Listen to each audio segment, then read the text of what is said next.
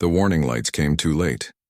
Captain Marcus Chen barely had time to reach for the emergency beacon before the electromagnetic pulse hit his cargo hauler like a hammer. Every system went dark. The engines died. The lights flickered once and surrendered to blackness. In the sudden silence of dead machinery, Marcus could hear only his own breathing and the distant creaking of the hull. He had been hauling medical supplies through the Viridian sector, a routine run he had made 100 times before. The route was safe, well-patrolled, and boring. That was exactly how Marcus liked it. At 53 years old, he had spent 30 years moving cargo across the galaxy. He had survived 2 ship malfunctions, 1 asteroid collision, and a rather embarrassing incident involving expired rations and 3 days in a medical bay. He was not a hero. He was not a soldier. He was just a man who moved boxes from one place to another and tried to get home to his daughter on Earth every few months. The secondary lights flickered on, running on backup power. Marcus checked his suit seals out of habit even though the hull integrity was still good. Through the forward viewport he could see them approaching. 3 ships, angular and dark, with the distinctive red markings of the Kethric Syndicate painted across their hulls. His stomach dropped. Everyone in this sector knew about the Syndicate. They were criminals, slavers, and pirates who controlled 12-star systems through fear and violence. They operated in the spaces between legitimate government control, where the Galactic Council's authority was weak, and local defense forces were understaffed. Most cargo haulers paid protection money or avoided Syndicate territory altogether. Marcus had always avoided it. He was in a safe zone, or at least it was supposed to be safe. The lead ship moved closer, and Marcus watched as a docking tube extended toward his hull. He considered resisting, but what could he do? His ship was dead. He had no weapons beyond a small pistol locked in his cabin safe, and that would be useless against armed boarding parties. The Syndicate did not have a reputation for accepting surrender gracefully, but they also did not usually kill people who cooperated. The docking tube connected with a heavy clang that echoed through the ship. Marcus stood up from his pilot chair and straightened his flight suit. If these were pirates, they would take his cargo and maybe rough him up a bit. He could survive that. He had insurance. The medical supplies would be replaced. He would file a report with the council and move on with his life. The airlock cycled open with a hiss of equalizing pressure. 6 figures stepped through, all wearing combat armor and carrying weapons that looked far too military for common pirates. They were Kethric, a species that resembled Earth's lizards if lizards stood 7 feet tall and had 4 arms. Their leader, identified by the gold trim on his armor, pointed a weapon directly at Marcus's chest. "Captain Marcus Chen," the leader said in heavily accented Galactic Common. "You will come with us." Marcus raised his hand slowly. "Look, take whatever you want. The cargo is medical supplies, mostly antibiotics and surgical equipment. It is worth maybe 30,000 credits. The ship is insured. Just take it and let me go." The leader made a sound that might have been laughter. "We do not want your cargo, human. We want you." That was when Marcus realized this was not a normal pirate raid. They hauled him through the docking tube without ceremony. His hands were bound with electronic restraints that buzzed uncomfortably against his wrists. They took his communicator, his personal data pad, and even his lucky coin, the one his daughter had given him before his first cargo run. They stripped his ship of anything valuable, and then, to his horror, they set charges. "Wait," Marcus said, his voice rising. "You said you wanted me, not the ship. Why destroy it?" The leader looked at him with cold, reptilian eyes. "No evidence. No witnesses, no trail. The galaxy will think you disappeared in an accident. Engine failure, perhaps. These things happen in space." Marcus watched through a viewport as his cargo hauler, the ship he had owned for 15 years, exploded in a brief flash of light and debris. 30 years of his life gone in an instant. The medical supplies that were supposed to save lives on a colony world, scattered across the vacuum. Everything he owned except the clothes on his back destroyed. The Syndicate ship jumped to faster-than-light travel, and Marcus was dragged to a holding cell deep in the vessel's interior. The cell was small, maybe 3 meters by 3 meters, with a metal bench bolted to one wall and a sanitation unit in the corner. The walls were bare metal, cold to the touch. A single light panel in the ceiling provided harsh white illumination that never dimmed. He sat on the bench and tried to think. Why would the Syndicate want him specifically? He was nobody important, just a cargo hauler. He did not have rich family members. He did not have access to corporate secrets or government information. His bank account held maybe 50,000 credits, enough to pay for his daughter's university and keep him comfortable between jobs, but nothing worth a kidnapping, unless this was not about him at all. The thought hit him like cold water. This was about Earth. The syndicate was going to ransom him. They would demand money from the Terran government, probably a huge amount, and they would threaten to kill him if Earth did not pay. It was a classic hostage situation, the kind that happened occasionally throughout the galaxy. The Altarians had paid ransom for one of their diplomats just 3 years ago. The Vryn Collective paid out regularly to keep their merchant fleet safe from pirates. But Earth was different. Marcus had served 4 years in the Solar Defense Force when he was younger. Before he became a civilian hauler, he had never seen combat, had spent most of his time maintaining supply lines and learning logistics. But he had learned about Earth's policies. He had sat through the briefings. He knew what Protocol Nightfall meant, even if most humans had forgotten it existed. Earth did not negotiate with hostage takers. Earth did not pay ransoms. Earth erased threats. He tried to tell himself he was wrong. That was old policy from the early days of human space exploration, back when humanity was still finding its place in the galaxy. Surely the government had changed. Surely they would be reasonable. Surely they would not risk a war over one unimportant cargo hauler. But deep down, Marcus knew the truth. The syndicate had made a terrible mistake. The journey took 3 days. Marcus was fed twice a day, tasteless nutrient paste that kept him alive but did nothing for morale. Guards came by every few hours to check on him, but they did not speak. He tried asking questions, but they ignored him. He was cargo now, a product to be traded, and cargo did not need conversation. On the 3rd day, the ship dropped out of FTL and docked with something much larger. Marcus felt the docking clamps engage and heard the deep vibration of a massive station systems humming through the walls. They moved him again, this time through corridors that spoke of serious money and serious power. The station was not some makeshift pirate base. This was a fortress with heavy blast doors, automated defense turrets, and shield generators that hummed with barely contained energy. They brought him to a large chamber that looked like a throne room from an ancient Earth story. The walls were decorated with trophies from 100 different species, weapons and armor and flags taken from defeated enemies. At the far end of the room, sitting on a raised platform, was Overlord Threx. Marcus had heard of Threx. Everyone in this part of the galaxy had heard of Threx. He was the leader of the Kethric Syndicate, a criminal who had built an empire on suffering and fear. He was 8 feet tall. His scales were a deep black that seemed to absorb light, and his forearms each ended in claws that could tear through metal. He wore armor decorated with precious metals and gems looted from 1,000 raids. Threx looked down at Marcus with eyes that showed no emotion except mild curiosity. "The human," Threx said, his voice deep and resonant. "Captain Marcus Chen, age 53, 1 daughter, attending university on Earth, former military logistics officer, now independent cargo hauler, net worth approximately 50,000 credits.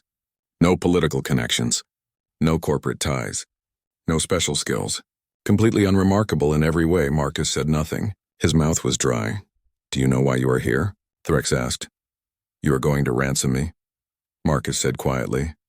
Threx laughed, a sound like grinding rocks. "Very good, yes. We have sent our demands to Earth through official Galactic Council channels. 500 million credits and exclusive mining rights to 3 of your colony worlds. Very reasonable, considering how much humans value their own people." "They will not pay," Marcus said. Threx leaned forward. "Oh, they will pay. We have studied your species extensively. We know how you operate. You are traders, negotiators, and diplomats. You avoid conflict whenever possible. You will negotiate. You will reduce our demands to something more manageable, and you will pay. This is how civilized species handle these situations." Marcus looked up at the crime lord and felt a wave of something between pity and terror. "You do not understand humans at all." "I understand economics," Threx replied. "Your government will do the math. 500 million credits is expensive, but it is cheaper than a war. 3 mining colonies are valuable, but your species controls dozens of worlds. They will pay because it is the logical choice. They have 30 standard days to comply." They dragged Marcus to his new cell, this one even smaller than the last. It had a narrow bed, a toilet, and nothing else. A camera watched him from the corner, its red light blinking steadily. He sat on the bed and put his head in his hands. 30 days. In 30 days, the syndicate would realize Earth was not going to pay. They would realize they had miscalculated. And then they would realize what was coming. Marcus had tried to warn them, but criminals who built empires on violence did not listen to warnings from their victims. Threx thought he understood humanity because he had read reports and studied economic data. He thought humans were merchants and traders who calculated every decision based on profit and loss. He did not understand that humans calculated differently. Every species in the galaxy had their own approach to hostage situations. The Altarians negotiated because they valued every individual life and believed in redemption. The Vryn paid quickly because they were wealthy and viewed it as a simple transaction. The Centauri sent lawyers and argued for years because they loved legal battles more than they valued time. Humans had a different approach, one forged in Earth's bloody history. They did not pay ransoms because paying encouraged more hostage-taking. They did not negotiate because negotiations showed weakness. Instead, they eliminated the threat so completely, so overwhelmingly, that no one would ever try again. Marcus knew what was coming. He had seen the contingency plans during his military service. He had heard the stories from older veterans about the one time Earth had activated Protocol Nightfall during the colony wars. An entire pirate fleet had captured a civilian transport with 300 humans aboard. Earth's response had been to send the full Solar Defense Fleet, a military force that the galaxy barely knew existed. They had destroyed the pirates, every ship, every base, and every known associate. It had taken 4 days. No survivors. The galaxy had called it excessive. Earth had called it necessary. That was 70 years ago, and no one had taken a human hostage since. Until now. Marcus lay down on the narrow bed and stared at the ceiling. He thought about his daughter, Sarah, who would be starting her final year of university. She wanted to be a doctor, following in her mother's footsteps. His wife had died 10 years ago, cancer, and Sarah was all he had left. He wondered if he would ever see her again. He wondered how many people would die because the syndicate had been stupid enough to take one unimportant cargo hauler hostage. The days began to pass in uncomfortable sameness. Marcus was fed, monitored, and ignored. Sometimes guards would come and move him to another room where cameras recorded messages that would be sent to Earth. They made him read statements about his treatment and his health. They made him beg for his government to pay the ransom. Marcus read the words they gave him, but his heart was not in it. He knew Earth would not respond. Not yet. On the 10th day, Threx visited his cell. The crime lord had to duck to fit through the doorway, his massive frame filling the small space. "Your government has not responded to our messages," Threx said, his tone still confident but with an edge of annoyance. "This is part of their negotiating strategy, yes? They want us to think they do not care to lower our price. It is clever, but it will not work. We are patient." Marcus looked up from his bed. "Let me go, please. You can still walk away from this." Threx made that grinding laugh again. "Walk away? From 500 million credits? I think not, human. Your government will pay.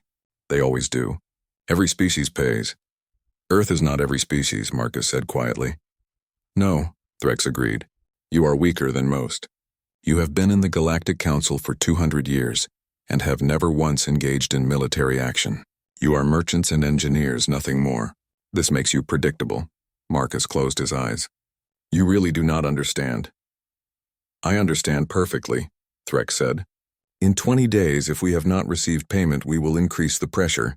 We will hurt you, just enough to prove we are serious. We will send the recordings to Earth. They will pay. They have no choice." The crime lord left and Marcus was alone again. He tried to sleep, but sleep did not come easily. Instead, he lay in the darkness and counted down the days. He thought about Sarah, about his destroyed ship, about the medical supplies that never reached their destination. He thought about the syndicate and all the people they had hurt over the years. Most of all, he thought about what was coming, because Earth was not ignoring the syndicate's demands. Earth was preparing. Somewhere out there, in the vast darkness of space, human ships were moving. Orders were being given. Weapons were being loaded. The Solar Defense Force was waking up from its long sleep.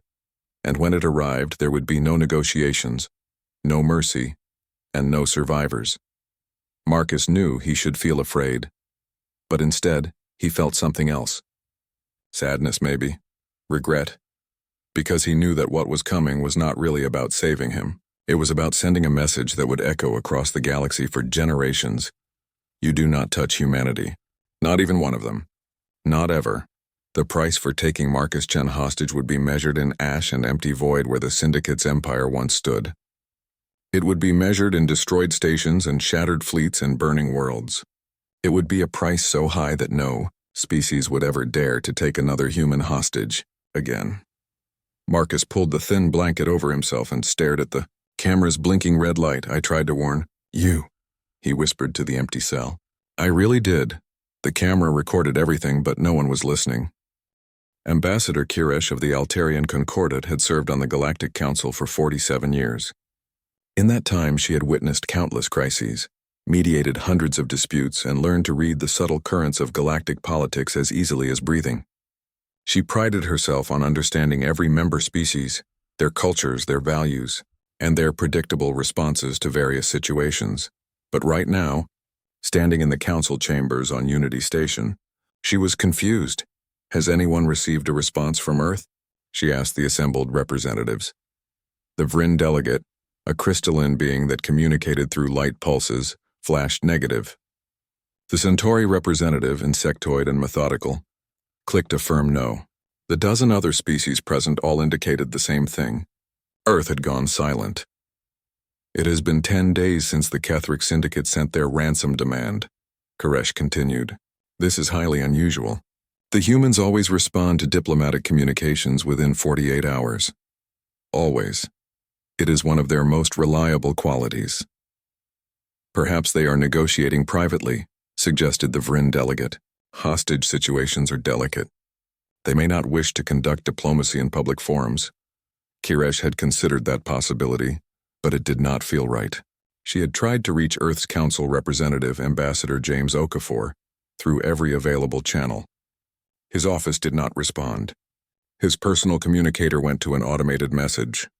Even informal back channels, the kind that always worked for urgent matters, returned nothing but silence.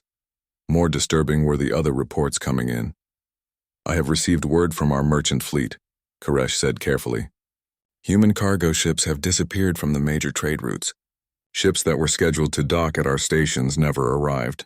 Independent human traders who operate in our space have departed without explanation. Has anyone else noticed this? Around the chamber, representatives began to murmur and consult their own data. The Centauri delegate's antennae twitched rapidly, a sign of agitation. Our shipping manifests show the same pattern, the Centauri confirmed. 17 human-operated vessels were scheduled to arrive at our ports over the last 10 days. None appeared. No communications. No explanations. We assumed mechanical failures or route changes, but 17 simultaneous changes is statistically improbable. The Vrin delegate pulsed a deep blue, indicating concern. Our intelligence services report that human colony worlds have ceased responding to routine communications. Not just government channels, everything, tourist information, trade inquiries. Even civilian social networks that connect different species have gone quiet on the human side. Koresh felt a cold sensation in her chest. Something was happening, something large, and the council was completely blind to it. We should send an investigation team to Earth, she suggested.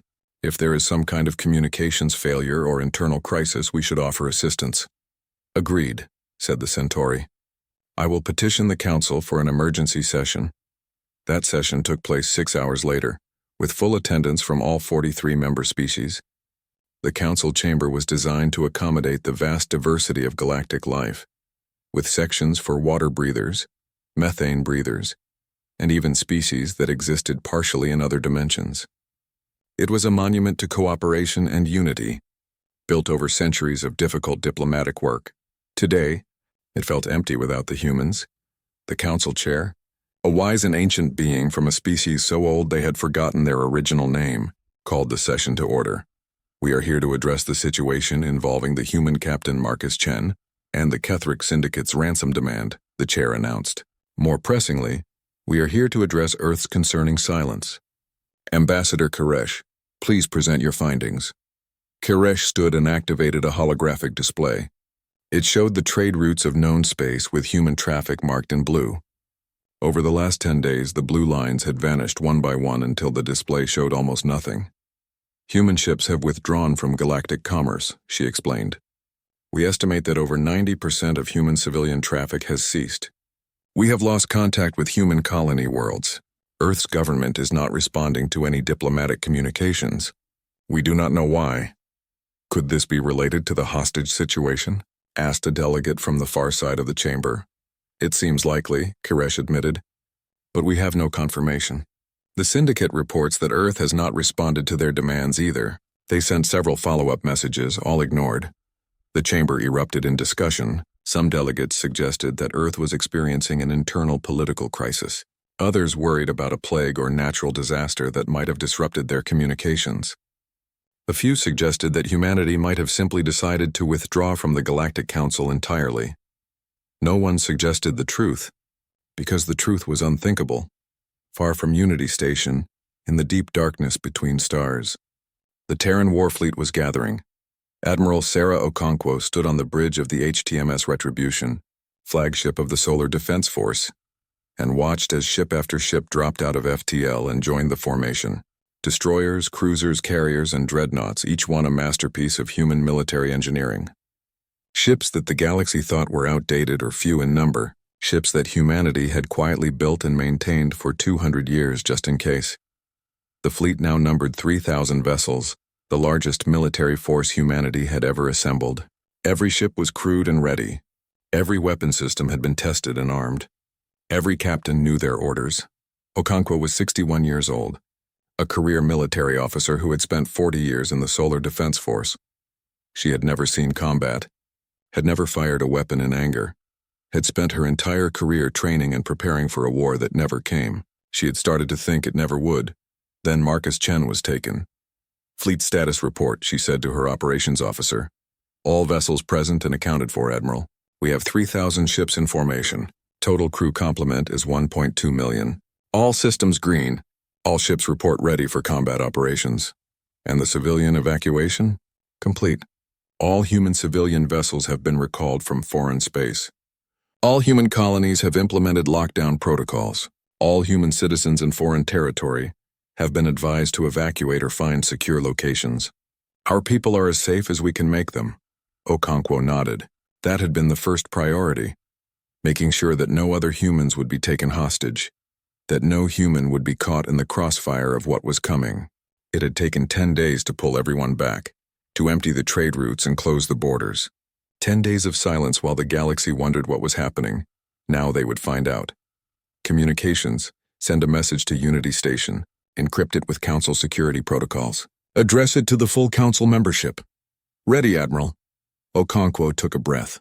This was the moment that would define humanity's place in the galaxy for generations. She chose her words carefully. Attention, Galactic Council. This is Admiral Sarah Okonkwo, commander of the Terran Warfleet. We are coming for our citizen, Captain Marcus Chen. All species are advised to evacuate the following sectors immediately. She read off 47 sector designations, a massive chunk of space that encompassed all of Syndicate territory and everything surrounding it. You have 48 hours to comply. Any vessels remaining in the designated sectors after that time will be considered hostile and dealt with accordingly. This is not a negotiation. This is a warning. Earth out. The message was sent, traveling through the galactic communications network at faster than light speeds. In minutes, it would reach Unity Station. In hours, every government in the galaxy would know. Helm, plot a course to the Kethric home system. Maximum military speed. We jump in 30 minutes. Yes, Admiral. Okonkwo turned to her tactical officer. Are the planet crackers armed? Yes, ma'am. All 12 vessels carrying planetary bombardment weapons are ready. The relativistic kill vehicles are loaded. The Star Killer is standing by, though I hope we do not need it. So do I, Okonkwo said quietly. But we will use whatever is necessary. Our orders are clear.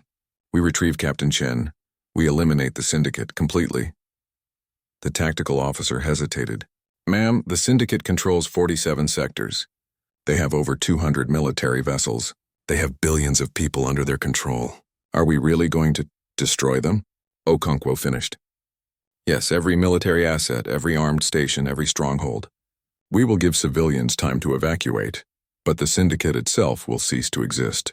Those are our orders directly from the Prime Minister and approved by the full Terran Senate. This is Protocol Nightfall. Around the bridge, officers worked in silence. Some looked uncomfortable. Some looked determined.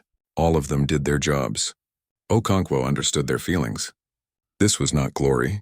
This was not heroism. This was extermination, pure and simple. But it was also necessary. Humanity had learned through its long and bloody history that some lessons had to be taught in fire and ash. You could not reason with slavers and kidnappers. You could not negotiate with criminals who saw kindness as weakness. You could only make them cease to exist. 30 seconds to jump, the helm officer announced. Okonkwo sat in her command chair and watched the countdown. 3,000 ships. One hostage. Some species would say it was insane that no single life was worth this much destruction. But those species did not understand humanity. Humans were not calculating the value of Marcus Chen against the cost of war. They were calculating the value of every human who would never be taken hostage after today. Jump! The fleet vanished into FTL, leaving empty space behind. Back on Unity Station, chaos erupted. Ambassador Koresh listened to the human message 3 times, unable to believe what she was hearing. 47 sectors. Military fleet. Not a negotiation. They are going to war, the Centauri delegate said, his voice hollow with shock. Over one hostage. One single individual. They are going to start a galactic war. We must stop them, another delegate shouted. We must send peacekeepers. We must negotiate. With who? Koresh asked quietly. The humans are not answering our calls. The Syndicate is a criminal organization that operates outside Council authority. What exactly are we supposed to do? The Council chamber descended into argument. Some species demanded that Earth be sanctioned immediately. Others insisted that the Syndicate was the real enemy and that the Council should support human military action. A few suggested evacuating the designated sectors as the humans had ordered. While they argued, the first reports came in. Human ships had appeared at the edge of Syndicate space. The Kethric Syndicate, confident in their military strength, had sent a response fleet of 200 vessels to intercept them. It was a strong force, well-armed and experienced in combat. The Syndicate had been fighting and winning battles for generations. The battle lasted 11 minutes. The reports that reached Unity Station were fragmentary and confused. Witnesses spoke of weapons they had never seen before, of human ships moving faster than should be possible, of defensive shields that seemed to absorb unlimited damage. The Syndicate fleet had fought bravely, but bravery meant nothing against overwhelming technological superiority. Not a single Syndicate ship survived, 200 vessels destroyed, thousands of Kethric warriors dead. The entire engagement had been so one-sided that some observers thought they had hallucinated the battle. By the ancestors, Koresh whispered. What have the humans been building? The Vryn delegate pulsed a bright, fearful yellow. We thought we knew them. We thought they were merchants and engineers. We thought they were peaceful. They are peaceful, Koresh said softly, until you take one of them. Then they become this.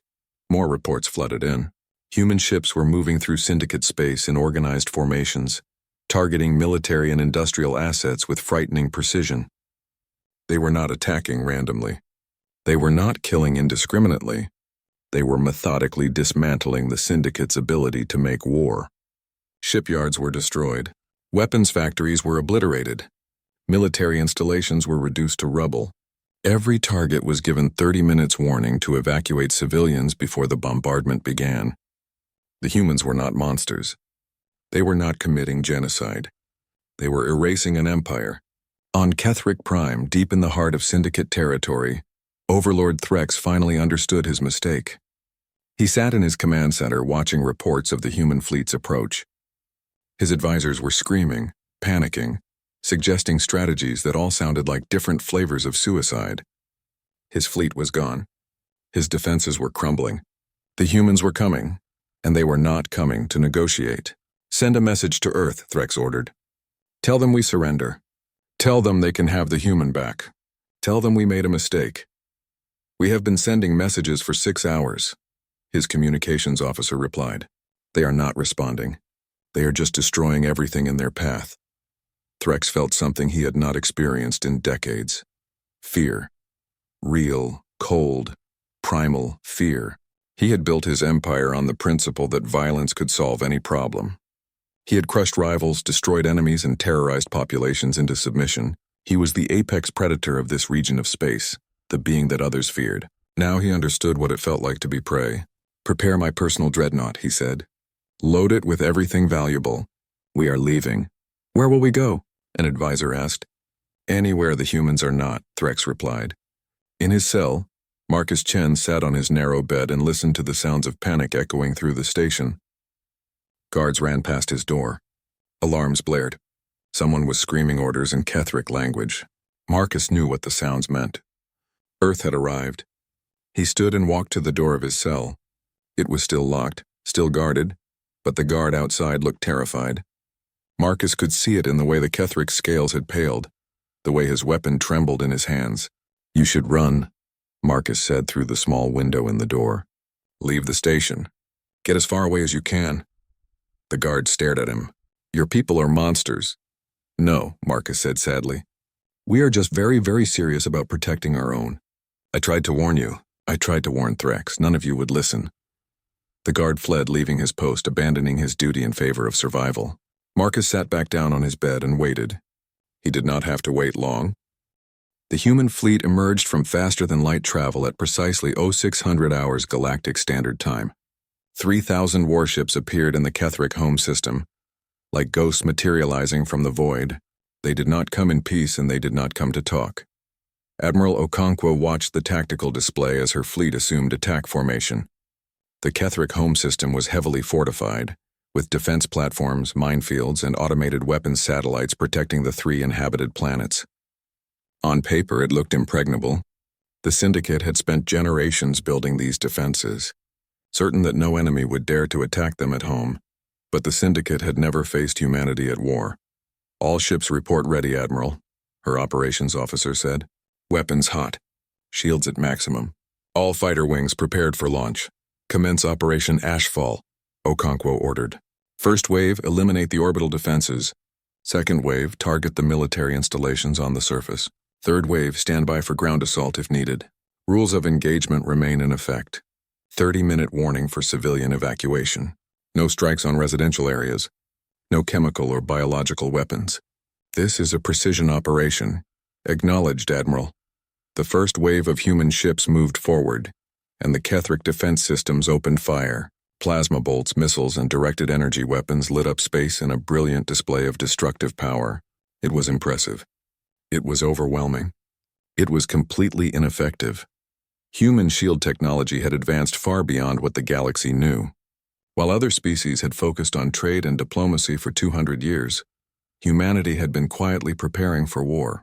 They had studied every conflict in recorded history, analyzed every weapon system, and developed countermeasures for threats that did not even exist yet. The Syndicate's weapons splashed harmlessly against energy barriers that bent physics itself.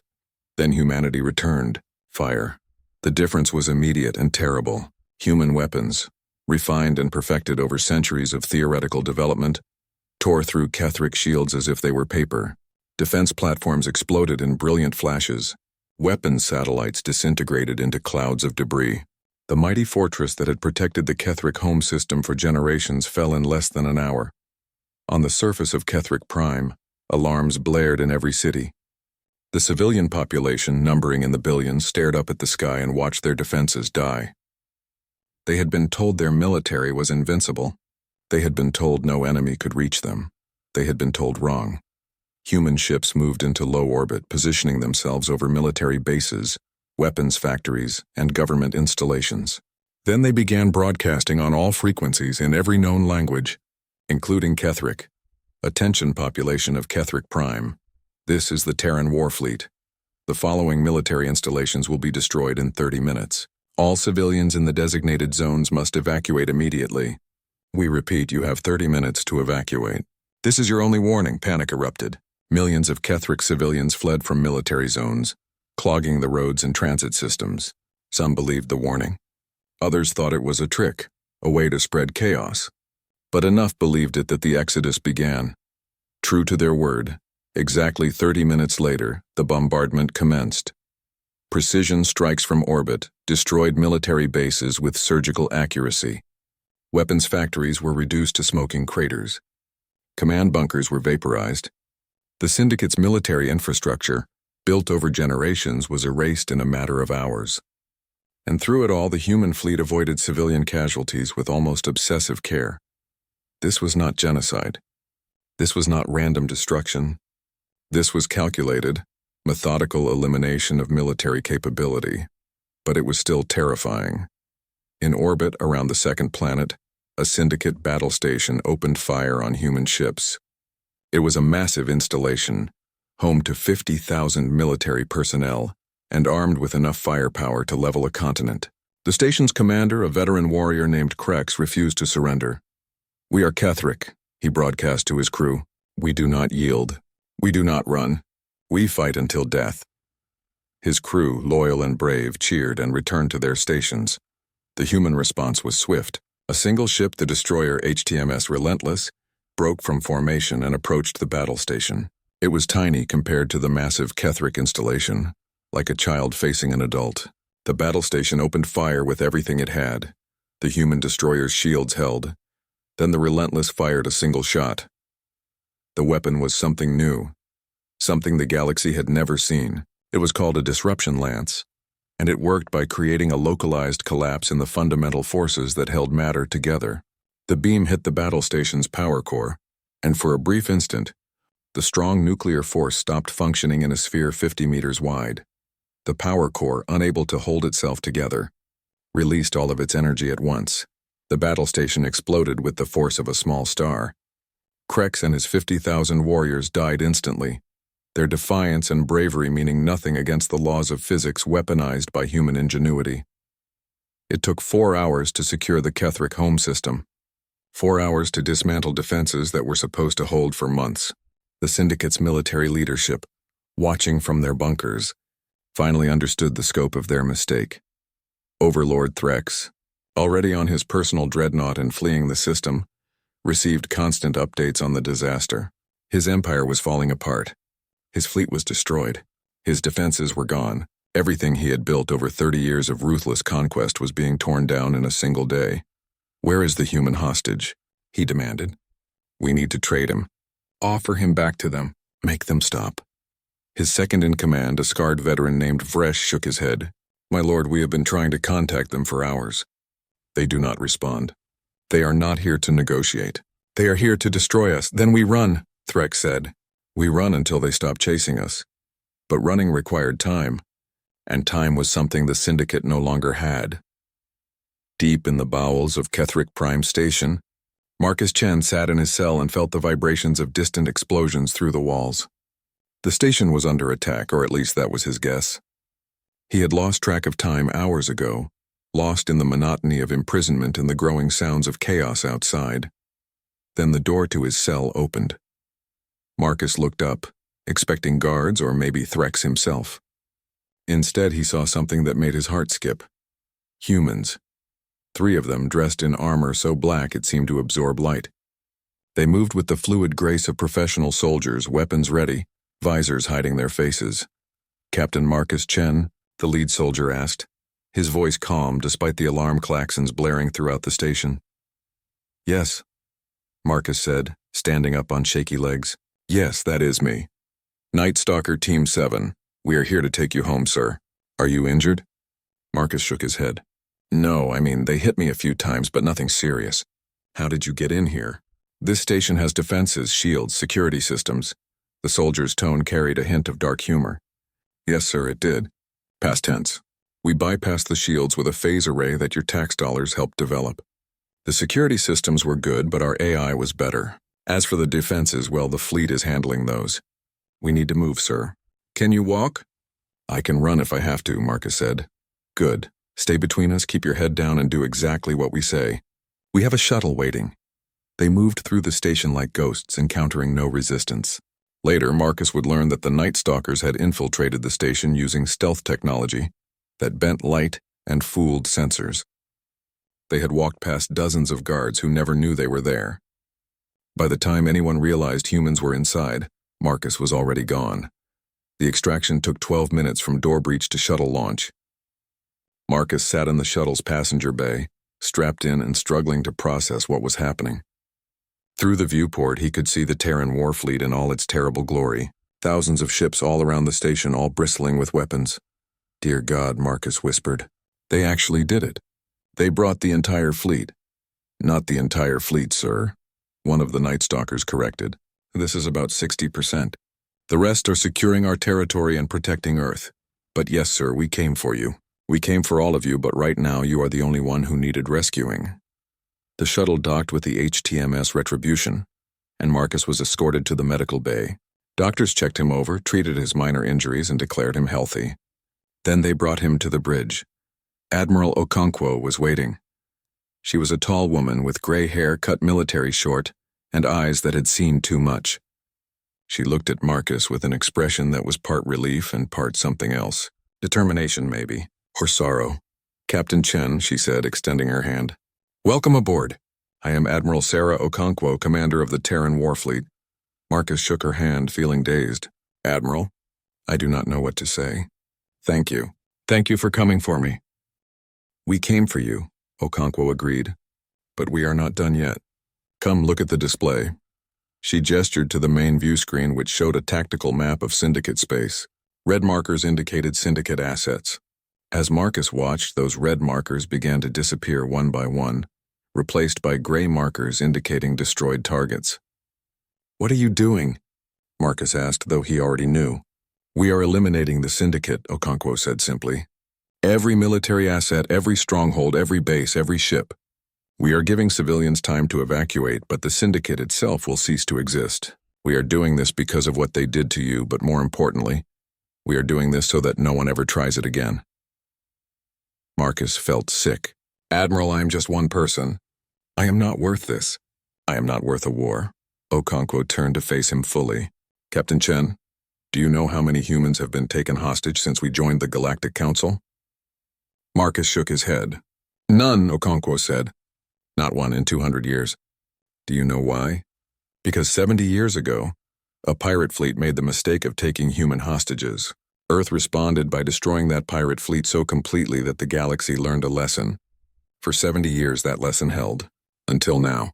Until the Syndicate decided that enough time had passed, that maybe humans had gone soft, that maybe they could take one of us and nothing would happen. She leaned closer. We are not doing this just for you, Captain. We are doing this for every human who will never be taken hostage after today. We are doing this so that our children and grandchildren can travel the galaxy safely. We are doing this because some lessons have to be taught in fire. Marcus looked at the tactical display again, watching the red markers disappear. How many people are going to die? We are doing everything we can to minimize civilian casualties, Okonkwo said. Every strike is preceded by evacuation warnings. We are not targeting residential areas. We are not using weapons of mass destruction. But yes, people will die. Syndicate military personnel. People who chose to be part of an organization that profits from suffering. I will not apologize for that. On the view screen, a massive Syndicate fortress station exploded in a bloom of fire and debris. The Syndicate has controlled 47 sectors for 3 generations, Okonkwo continued. In that time, they have enslaved millions. They have killed anyone who opposed them. They have built an empire on fear and violence. The Galactic Council did nothing because the Syndicate operated in lawless space beyond Council authority. We are doing what the Council should have done decades ago. Marcus wanted to argue, wanted to say that there must be another way, but he could not find the words. He had seen what the Syndicate was. He had been their prisoner. He knew what kind of people ran that organization.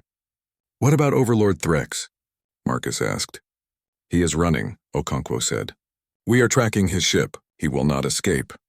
As if on cue, the tactical officer spoke up. Admiral, we have a location on Threx's dreadnought.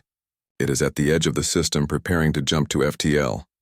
Send the destroyer squadron, Okonkwo ordered. I want him stopped before he can escape. Yes, Admiral. 3 human destroyers broke from the fleet formation and accelerated toward the edge of the system. They moved faster than should have been possible, crossing the distance in minutes rather than hours. Threx's dreadnought, massive and powerful, opened fire on them with every weapon it had. The destroyers barely slowed down. They surrounded the dreadnought and then they waited. The human fleet commander opened a channel. Overlord Threx, you are ordered to surrender your vessel and submit to arrest. Threx's response was immediate and desperate. I surrender. I will tell you everything. The names of my associates, the location of hidden bases, trade routes, contacts. I have information worth millions. I can help you destroy what remains of the syndicate. There was a pause on the human channel. Then the destroyer commander spoke again, his voice cold. We do not want your surrender.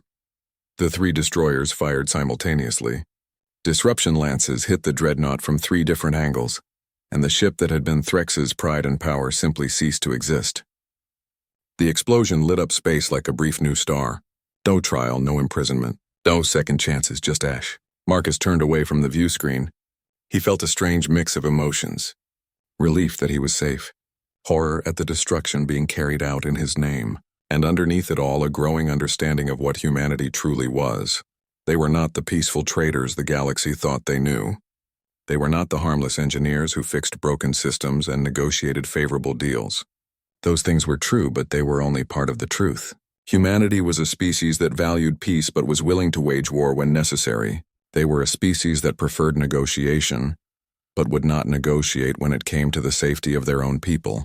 They were a species that could be kind and generous and helpful. Right up until you crossed the one line they had drawn in the stars. Do not touch humanity.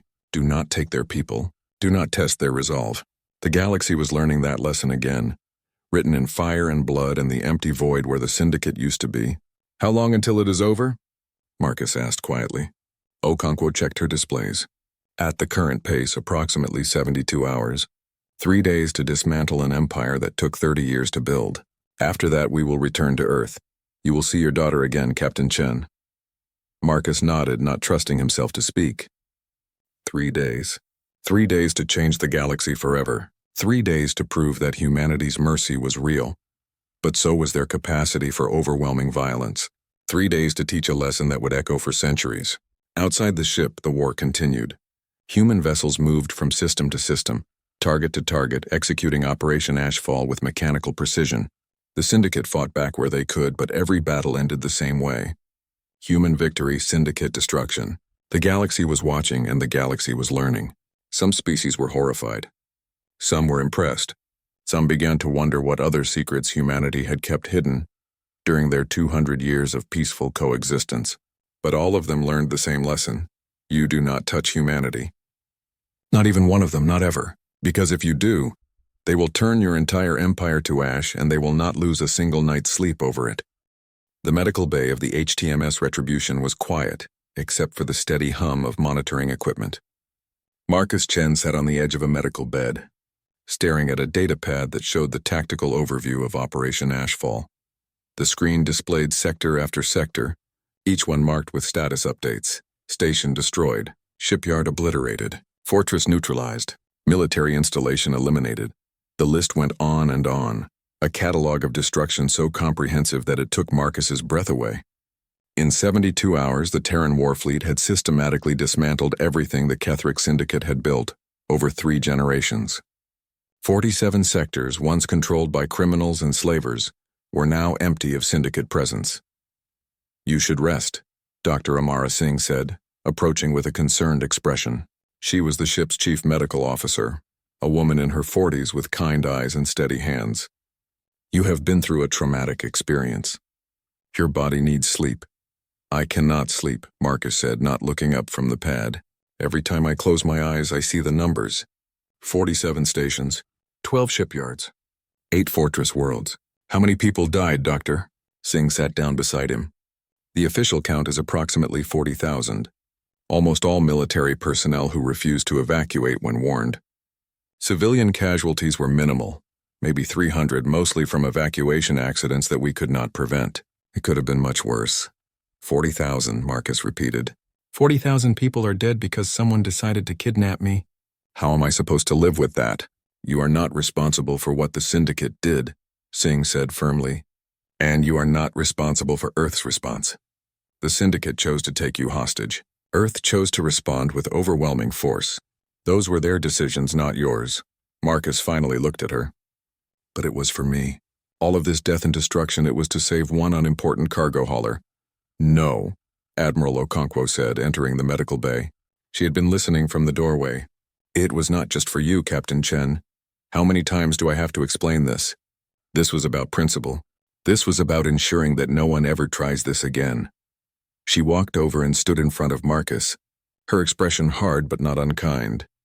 Do you know how many people the Ketheric Syndicate enslaved over the last 30 years? Okonkwo asked. According to the data we recovered from their systems, they took over 2 million people from hundreds of different species. They sold them, worked them to death, and disposed of them when they were no longer useful. Do you know how many the Galactic Council rescued? None. 0. The Council passed resolutions and made speeches, but they did nothing. She gestured to the data pad in Marcus's hands. We did something. We freed those slaves. We dismantled an empire built on suffering. And yes, we did it because they took you, but the result is the same. 2 million people will not die as slaves. Millions more will not be taken in the future. Is that not worth something? Marcus wanted to argue, but he could not deny the logic. The Syndicate had been a cancer on the galaxy, and the Galactic Council had been too cautious or too corrupt to remove it. Earth had done what needed to be done, even if the method was brutal. I still wish there had been another way, Marcus said quietly. So do I, Okonkwo replied, surprising him with her honesty. I have been a military officer for 40 years, and I have never fired a shot in anger until 3 days ago. I joined the Solar Defense Force hoping I would never have to use the weapons we built. But hoping is not the same as being unprepared. The galaxy needed to remember what humanity is capable of when pushed. Now they know. She turned to leave, then paused. Get some rest, Captain. In 12 hours we will be back in Earth orbit. Your daughter is waiting to see you. Sarah, his daughter. The thought of seeing her again gave Marcus a reason to stop dwelling on the horror of the last few days. He set down the data pad and lay back on the medical bed, closing his eyes and trying to find sleep. Across the galaxy on Unity Station, the Galactic Council was in chaos. Ambassador Koresh of the Altarian Concordat stood before the assembled delegates, trying to maintain order in a chamber that seemed on the verge of dissolving into violence. Representatives were shouting at each other, making accusations, demanding action that no one could actually take. Order, Koresh called out. We must have order. The Vryn delegate, normally calm and logical, was pulsing an angry red. The humans have committed an act of aggression unprecedented in Council history. 47 sectors, 40,000 dead. They did not seek Council approval. They did not attempt diplomatic solutions. They simply attacked. They attacked a criminal organization, countered the Altarian military observer. The Ketheric Syndicate was not a council member. They operated outside galactic law. They were kidnappers, slavers, and murderers. Are we really going to defend them? We are not defending the Syndicate, the Centauri representative said, his antennae quivering with agitation. We are condemning the disproportionate response. One hostage does not justify the destruction of 47 sectors. Then what would justify it? A new voice asked. All eyes turned to the human section of the council chamber. Ambassador James Okafor was finally present, sitting calmly in his seat as if he had not been absent for 2 weeks. He looked relaxed, almost casual, which made his presence even more disturbing given the circumstances. Ambassador Okafor, Koresh said carefully, we are pleased you could join us. We have many questions about Earth's recent actions. I am sure you do, Okafor replied. But before you ask them, let me ask you something. How many council resolutions were passed regarding the Ketheric Syndicate?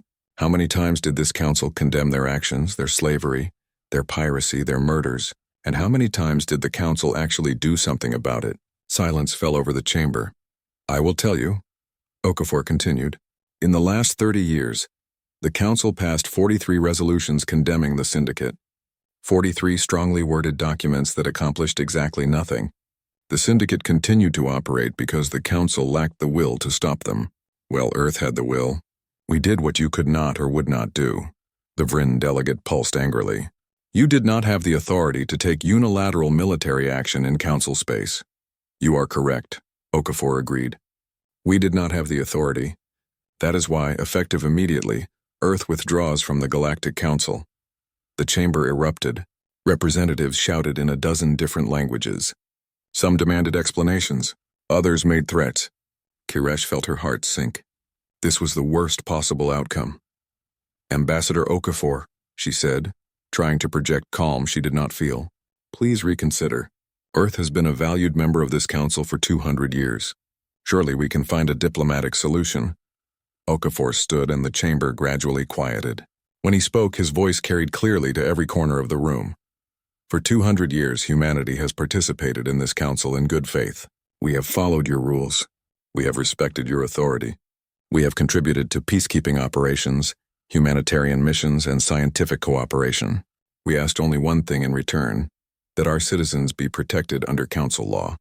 You failed. He paused, letting the words sink in. When the syndicate took Captain Marcus Chen, we waited to see what the council would do. We waited 10 days. The council did nothing. You debated. You formed committees. You passed emergency resolutions that had no teeth and no enforcement. Meanwhile, a human citizen was held hostage by criminals, and the council's response was bureaucratic paralysis. Okafor's expression hardened. We will not make that mistake again. Humanity no longer requires council permission to defend our people. We no longer seek council approval for our actions. We withdraw from this body, effective immediately. We will maintain trade relationships with individual species who wish to trade with us, but we will no longer participate in collective governance. You cannot simply withdraw, the Centauri delegate protested. There are treaties, agreements, obligations, all of which Earth will honor with individual species on a bilateral basis, Okafor replied. But our membership in this council is over. We gave you 200 years to prove that collective security meant something. You proved it does not. Kiresh stepped forward. Ambassador, please. If Earth withdraws, it will destabilize the entire galactic order. Other species will follow. The council could collapse. Then perhaps it should, Okafor said bluntly. A council that cannot protect its members from kidnappers and slavers is not a council worth preserving. If our withdrawal causes other species to question their membership, then those are questions they should be asking. He walked toward the exit, then turned back one final time. I am authorized to deliver one more message from Earth. This is not a threat. This is a statement of fact. Humanity wants to be left alone. We do not want your territory. We do not want your resources. We want only to live in peace in our own space. But if any species, any organization, or any individual takes action against a human citizen, our response will be swift and absolute. We will not negotiate. We will not pay ransoms.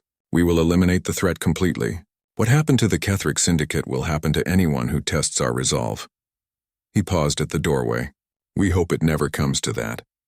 We truly do. But hope is not a strategy. Being prepared is. Humanity is prepared. I suggest the rest of you prepare as well. Then he was gone, leaving the council chamber in stunned silence. On the HTMS Retribution, Admiral Okonkwo received word of Okafor's speech and allowed herself a small smile. Phase 1 of Earth's new doctrine was complete. Show overwhelming force. Make the message clear. Withdraw from ineffective institutions. Now came the harder part. Maintaining the peace without looking weak. Admiral, her communications officer said, we are receiving a transmission from the Ketheric homeworld.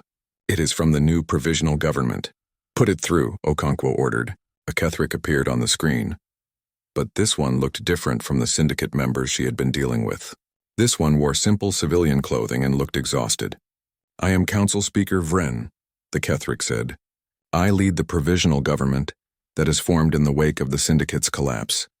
On behalf of the Ketheric people, I wish to convey several messages. Okonkwo listened carefully.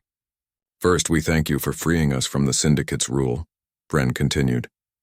They were criminals who seized power 3 generations ago and held our people hostage. We have lived under their tyranny for decades, unable to overthrow them ourselves. Your actions, while terrifying in their scope, have liberated us. That was not what Okonkwo had expected to hear. Second, we mourn the dead on both sides.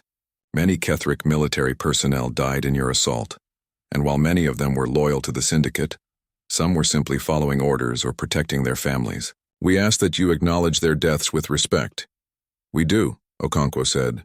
Every life lost in combat is a tragedy, regardless of which side they fought for. We gave warnings and opportunities to evacuate.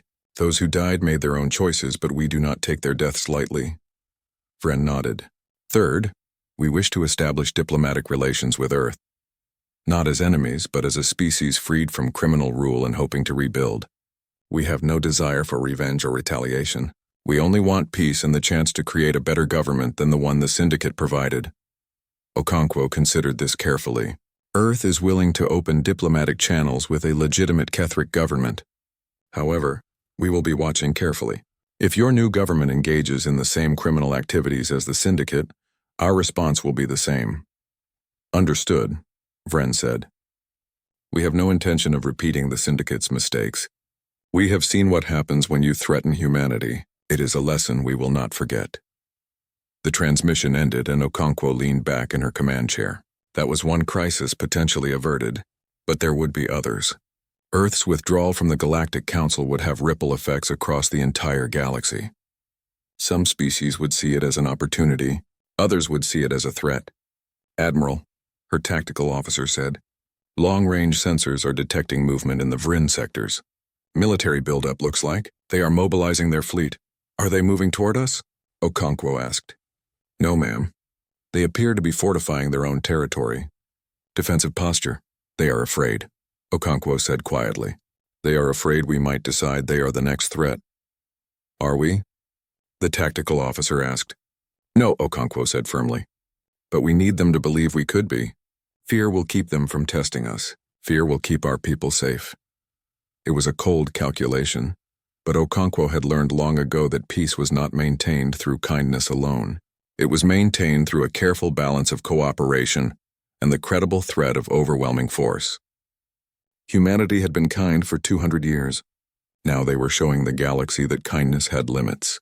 On Earth, in a university dormitory in Geneva, Sarah Chen received the message she had been waiting for. Her father was alive. He was coming home. She collapsed into her roommate's arms and cried, releasing 2 weeks of fear and anxiety. Her father, her only remaining family, had been taken by criminals. For days she had watched the news reports with growing horror as Earth mobilized for war. She had been terrified that her father would be killed, that she would lose him the same way she had lost her mother. But he was safe. He was coming home. The news feeds were full of debates about Earth's response. Some people called it heroic. Others called it excessive. Politicians argued about whether the government had done the right thing. Philosophers debated the ethics of proportional response. Sarah did not care about any of that. Her father was alive and he was coming home. That was all that mattered to her. But in the quiet moments when she was alone with her thoughts, she wondered about the cost. She wondered about the 40,000 people who had died. She wondered about the Ketheric families who lost loved ones. She wondered if her father would ever be the same after watching an empire burn in his name. These were questions without easy answers, questions that would haunt humanity for generations. But they were questions for another day. For now, Sarah Chen prepared to welcome her father home, while the galaxy watched and learned that humanity's patience had limits, and crossing those limits came with a price measured in ash and empty stars.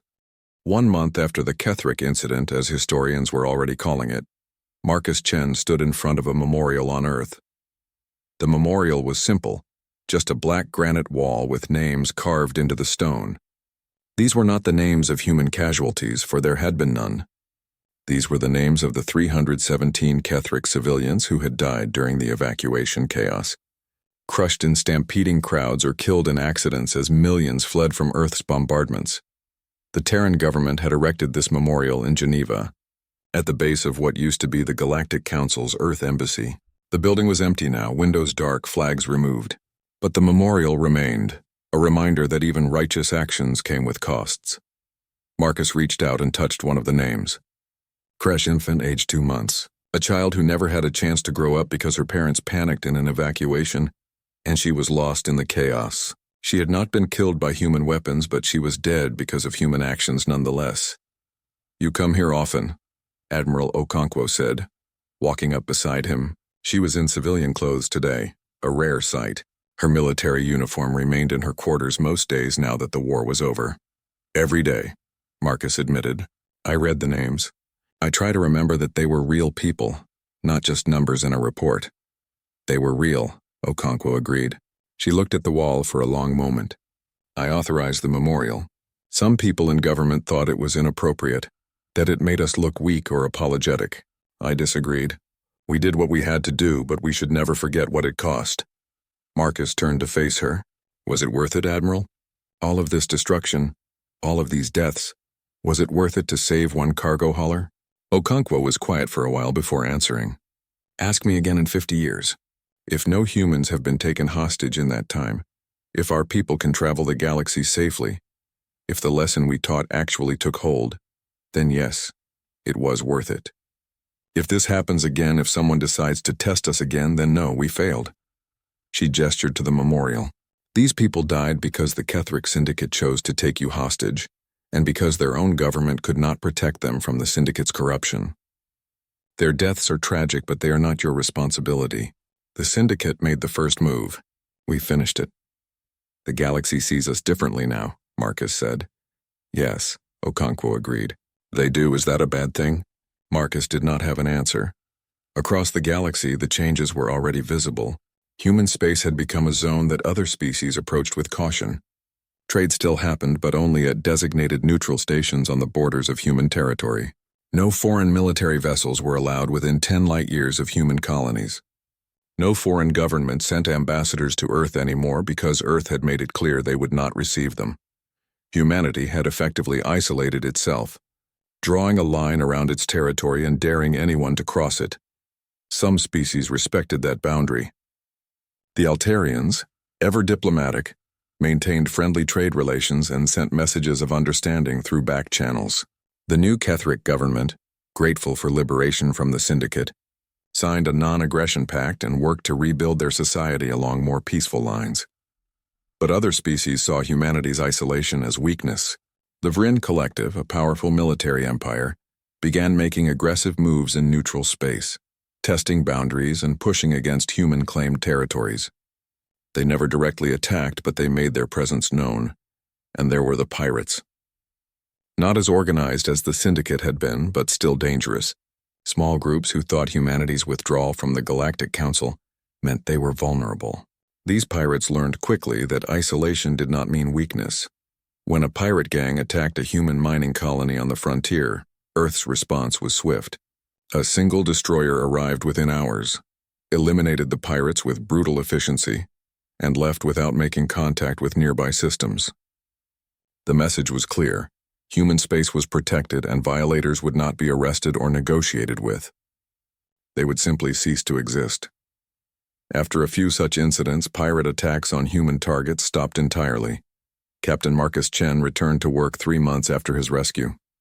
He had been offered retirement with full benefits, a pension, and recognition as a hero.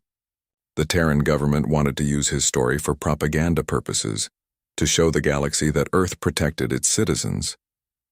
Marcus had refused all of it. Instead, he bought a new cargo hauler with the insurance money from his destroyed ship. He named it the Second Chance and returned to hauling cargo across the galaxy. But this time, he only took contracts that involved humanitarian aid. Medical supplies, food shipments for famine-stricken colonies, educational materials for developing worlds. He became known in the frontier regions as the human who helped anyone who needed it, regardless of species. He charged minimal fees, just enough to cover fuel and maintenance. He delivered supplies to places other haulers refused to go. Dangerous systems and war-torn regions where profit was impossible but need was greatest. "Why do you do this?" a young Altarian dock worker asked him one day, watching as Marcus unloaded medical supplies for a refugee camp. "You are famous. You could charge premium rates. You could live in luxury." Marcus smiled sadly. "Because the galaxy burned for me. 40,000 people died because someone took me hostage. The least I can do is prove that I was worth saving." Word of Marcus's work spread. Other human cargo haulers began following his example, taking on humanitarian missions and offering help to struggling colonies. It became a movement of sorts, humans trying to repair their reputation as warriors by showing they could also be helpers. But the fear remained. Marcus felt it every time he docked at a non-human station. The way other species looked at him, the way they stepped back when he approached, the way they spoke in hushed tones after he passed. He was not Marcus Chen, cargo hauler, anymore. He was Marcus Chen, the human the galaxy burned for. He was a symbol of Earth's power and Earth's willingness to use that power. One day, 6 months after his rescue, Marcus was making a supply run to a neutral trading station in the Viridian sector. It was routine work, exactly the kind of boring job he had always preferred. He delivered his cargo, collected his payment, and was preparing to depart when an alarm sounded. "Attention all vessels," the station's automated system announced. "Distress signal received. Civilian transport under attack by pirates. Location, Sector 773. All vessels capable of rendering assistance, please respond." Marcus checked his navigation display. Sector 773 was only 2 light-years away. His cargo hauler was not a military ship, but it had basic defensive weapons and decent engines. He could help, but the transport under attack was not human. It was Vryn, the same species whose military was currently making threatening moves near human space. Some humans had started calling them the next potential enemy. Marcus made his decision in seconds. He set course for Sector 773 and engaged his FTL drive. He dropped out of faster-than-light travel to find a scene of chaos. A Vryn civilian transport, unarmed and clearly designed for passenger service, was surrounded by 3 pirate vessels. The pirates were firing on the transport's engines, trying to disable it for boarding. The transport's shields were failing and escape pods were already launching into space. Marcus activated his communication system. "This is Captain Marcus Chen of Earth. I am here to help. Pirates, break off your attack immediately." The response was immediate. All 3 pirate ships stopped firing and turned toward Marcus's cargo hauler. For a moment, Marcus thought they were going to attack him. Then, without a word, all 3 pirate vessels activated their FTL drives and vanished. They had fled at the mention of his name. At the mention of Earth, Marcus sat in his pilot chair, stunned. He had not fired a single shot. He had not even charged his weapons. The pirates had simply heard Earth and run. The Vryn transport captain contacted him, her voice shaking. "Human vessel, this is Captain Varix of the passenger transport Crystalline Dream. Thank you." "Thank you so much. You saved over 300 lives today. Are you damaged?" Marcus asked, forcing himself to focus on practical matters. "Do you need assistance?" "Our engines are damaged but operational. We can make it to the nearest station. But please allow us to thank you properly. What is your name?" "Marcus Chen," he said, and heard the sharp intake of breath on the other end of the channel. "You are the Marcus Chen?" Varix asked. "The one from the Kethric incident?" "Yes," Marcus admitted. There was a long pause. "Then we owe you even more thanks.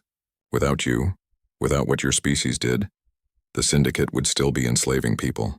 My own cousin was freed from one of their labor camps. She is alive because of what Earth did." Marcus did not know what to say to that.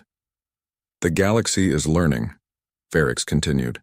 "Slowly, but we are learning. Some species fear you, but others are grateful. You destroyed an evil that the Council was too weak to fight. That means something." After the communication ended, Marcus sat alone in his cockpit and thought about what had just happened. He had saved lives without firing a shot, simply by being human. The reputation Earth had built, the fear they had instilled, had protected innocent people today. Maybe Admiral Okonkwo had been right. Maybe the lesson was taking hold. On Earth, in the headquarters of the Solar Defense Force, Admiral Okonkwo received daily reports on galactic activity. She monitored ship movements, tracked potential threats, and maintained Earth's defensive posture.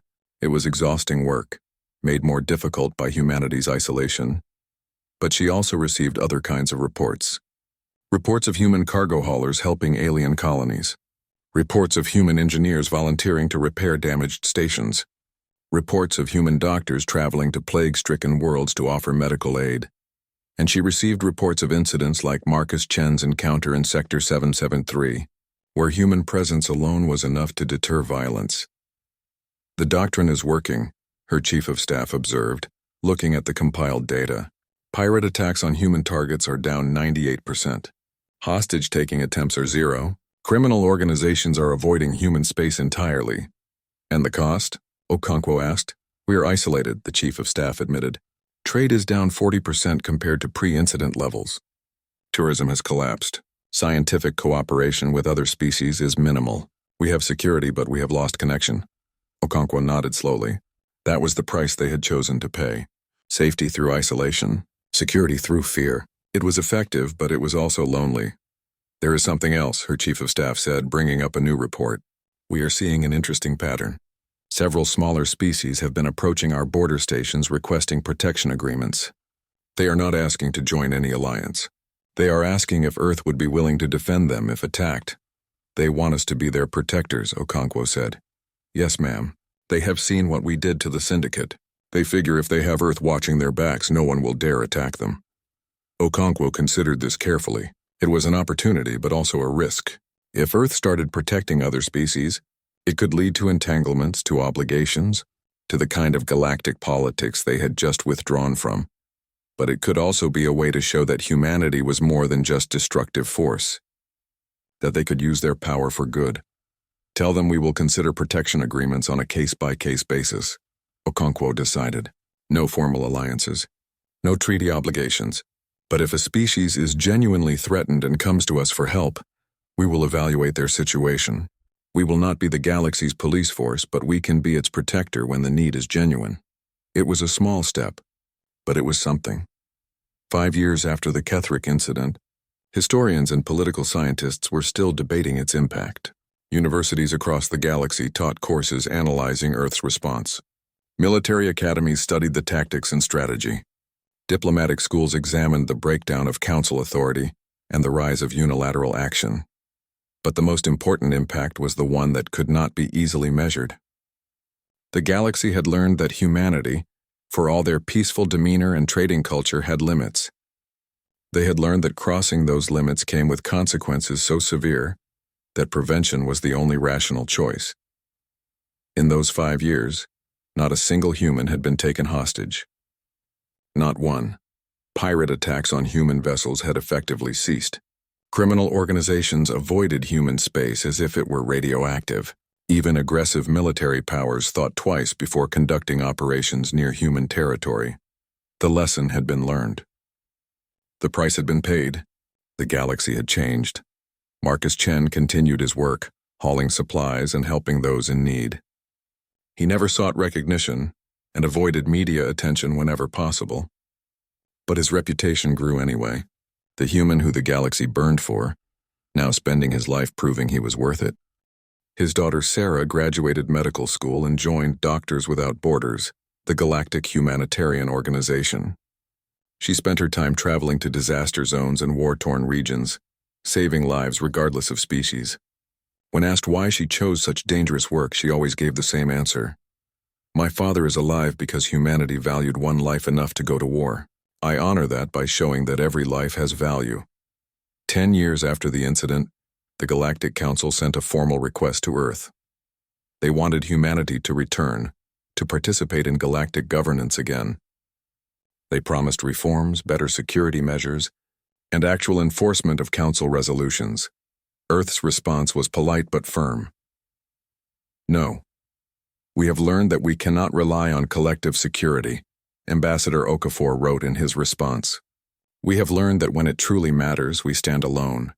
This is not a rejection of cooperation or friendship with individual species. This is simply an acknowledgement that our safety is our responsibility, and ours alone. The Council accepted the response with disappointment but understanding. Earth had drawn its line and it would not cross back. 20 years after the incident, Marcus Chen was an old man. His hair had gone completely gray and his body was starting to feel the weight of years spent in zero gravity. He was considering retirement, thinking about spending his final years on Earth with his daughter and her children. But he took one more job. A colony on the frontier, struggling with food shortages, needed supplies. It was dangerous territory, disputed space where several factions fought for control. No other hauler would take the contract. Marcus took it. He delivered the supplies without incident, but on his return journey, his ship's sensors picked up something concerning. A small craft drifting without power. No distress signal, but clear signs of life support failure. Marcus changed course to investigate. As he approached, he identified the craft as a small personal yacht, expensive and well-made. Someone important was aboard, or at least someone wealthy. He docked with the yacht and cycled through the airlock. Inside, he found a single occupant, unconscious but alive. The being was Vryn, crystalline and beautiful, their internal light pulsing weakly. Marcus carried them back to his ship, placed them in his medical bay, and administered emergency aid. It took 3 hours of work, but eventually, the Vryn's vital signs stabilized. They would survive. When the Vryn woke, they stared at Marcus in confusion and fear. "You are human," they said weakly. "Yes." Marcus agreed. I found your ship drifting. Your life support was failing. You are safe now. Why did you help me? The Vryn asked. My people and yours, we are not friends. Our governments barely speak to each other. Marcus smiled gently. I did not save a Vryn government official. I saved a person. That is what humans do. We protect our own, yes, but we also help those who need it. Both things can be true. The Vryn's internal light pulsed in a pattern that Marcus had learned meant gratitude. I am Ambassador Krill. I serve in the Vryn Diplomatic Corps. I was traveling to a negotiation when my ship malfunctioned. If you had not found me, I would have died. Well, you did not die, Marcus said practically. I am taking you to the nearest station where you can get proper medical care and contact your people. You will be fine. Krill studied Marcus for a long moment. You are Marcus Chen, the one from the stories. I am just a cargo hauler, Marcus said tiredly. The stories make me into something I am not. No, Krill said firmly. The stories make you into a symbol. But I see the reality. You are a person who helps others regardless of who they are. That is more valuable than any symbol. 3 days later, when Marcus delivered Ambassador Krill to the Vryn diplomatic station, he was met with a level of ceremony that made him deeply uncomfortable. Vryn officials thanked him profusely. They offered rewards, honors, and trade agreements. Marcus refused them all. He just wanted to go home. But as he departed the station, he received one final communication from Krill. Captain Chen, I want you to know something. When I return to my government, I will tell them what happened. I will tell them that humanity saved one of ours, asking nothing in return. I will tell them that the species that burned a galaxy for one of their own also saves the lives of strangers. Perhaps it will help our peoples understand each other better. I hope so, Marcus said sincerely. 50 years after the Ketheric incident, Marcus Chen died peacefully in his sleep at the age of 103. He was surrounded by family, having lived long enough to see his grandchildren grow into adults and start families of their own. His funeral was a small, private affair. He had requested no military honors, no public ceremonies, no grand memorials. Just family and friends remembering a man who had lived a quiet life doing good work. But the galaxy remembered him differently. In military academies across known space, his name was taught in the first week of officer training. Every cadet, regardless of species, learned about Marcus Chen and the Ketheric incident. They learned about what happened when you took a human hostage. They learned about proportional response versus absolute response. They learned about deterrence through overwhelming force. But they also learned about what Marcus Chen did after his rescue. They learned about his humanitarian work, his dedication to helping others, and his quiet example of using power responsibly. The lesson was complete. Humanity could destroy empires, but they could also build bridges. They could wage total war, but they could also offer total peace. They were not monsters, but they were not victims either. They were something more complex, more nuanced, and more dangerous precisely because they understood both sides of that equation. On Earth, in the Terran government archives, a classified document was filed and sealed for future generations. It was titled The Chen Doctrine, Principles of Human Foreign Policy in the Post-Council Era. The document outlined Earth's position clearly. Humanity seeks peace, but prepares for war. We offer friendship, but maintain boundaries. We trade freely, but defend absolutely. We help those in need, but punish those who threaten us. We are not the galaxy's enemy, but we are no longer its dependent. We stand alone, ready to stand with others, but never again subordinate to those who cannot or will not protect us. This is the lesson of Marcus Chen. This is the price we paid and the promise we keep. Touch one of us and face all of us. Respect all of us and find friends for life. This is humanity's choice. The galaxy must make its own. 100 years after the incident, a new generation of humans explored the galaxy. They found a universe that remembered their grandparents' actions. They found species that feared them, species that respected them, and species that wanted to learn from them. And they found to their surprise that the galaxy was more peaceful than it had been in centuries. Not because humanity policed it, but because humanity had proven that peace was not weakness, that kindness had limits, and that those who preyed on the innocent would face consequences so absolute that prevention was the only rational choice. The Ketheric incident passed from current events into history, from history into legend. But the lesson remained, carved into the collective memory of galactic civilization like words on a memorial wall. Never mistake kindness for weakness. Never mistake peace for pacifism, and never ever take a human hostage. Because if you do, humanity will turn your empire to ash. Not out of cruelty, but out of certainty. The certainty that it will never happen again. This was the price of one. One human, one life, one moment that changed everything. And in the end, it was a price the galaxy decided was worth paying to learn what humanity truly was. A species that valued every individual life enough to go to war for it, but wise enough to spend the peace proving that war was the last resort, not the first choice. The stars shone on and humanity sailed among them, neither conqueror nor conquered, but something the galaxy had rarely seen before. A species that was both gentle and terrible, kind and unforgiving, peaceful and unstoppable. They were human, and the galaxy would never forget it.